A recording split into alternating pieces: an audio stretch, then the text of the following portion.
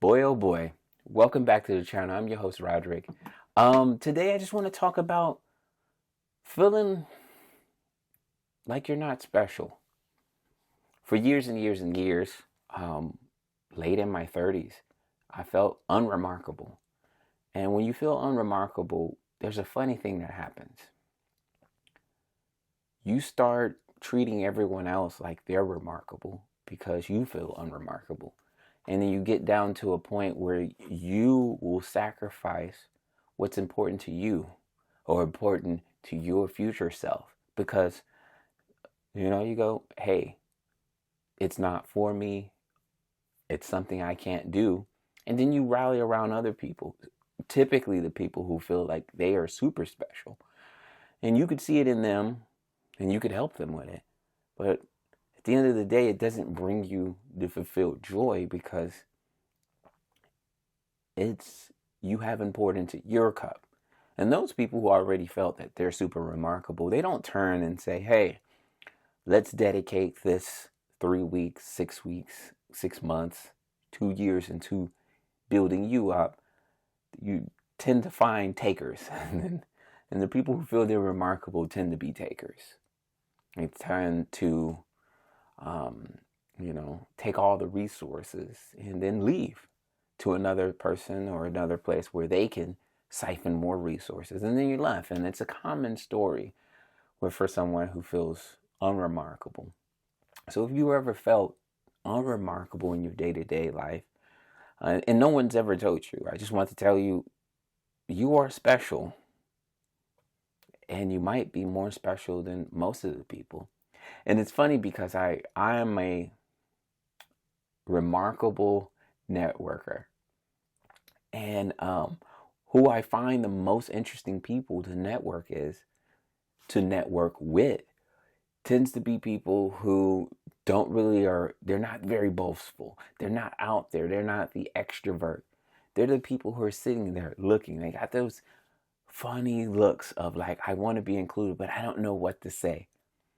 And I would walk up to those people and it always, they're the most interesting, loving, more uplifting people in the whole room.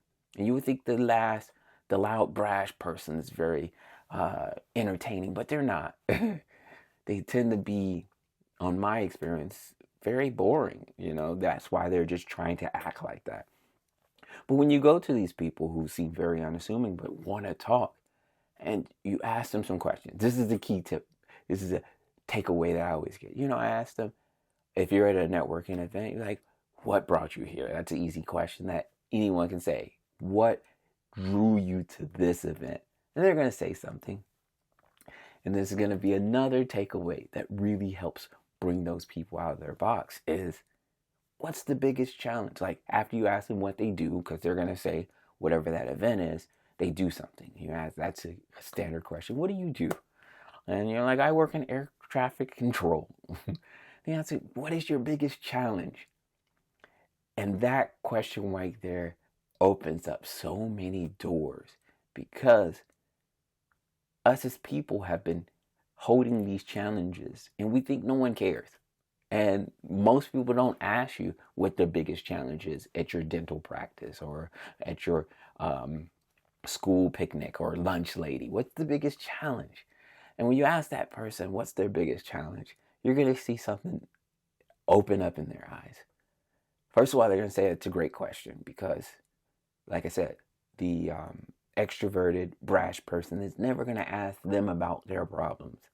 And they believe that no one cares about their problems. So when you ask what's the biggest challenge, they know it. They're going to say it's a good question. Then they're going to tell you some challenge.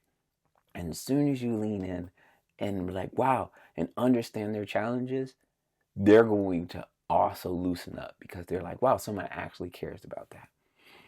So back to the very beginning. So if you're feeling unremarkable, I'm going to let you know that that's not true. We're all special in a certain different way. And what you have to offer the world, only you can do it. And so it's super important that we get to hear from you.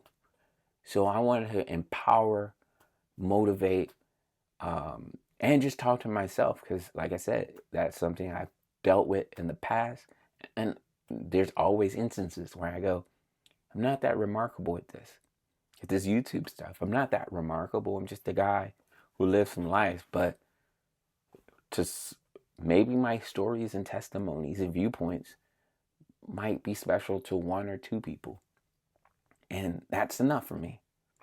So I encourage you to share what you feel might be unremarkable about you out there, because you might find some remarkable people just like you that enjoyed it, or you inspired them. And then in the cycle of inspiring other people, you get fulfilled and they get fulfilled, and we make the world a better place. Because feeling like you're unremarkable leads to a really dark, dark, dark, dark world that we have to fight against. All right, that's my soapbox, closet talks. All right, to the next one. Peace.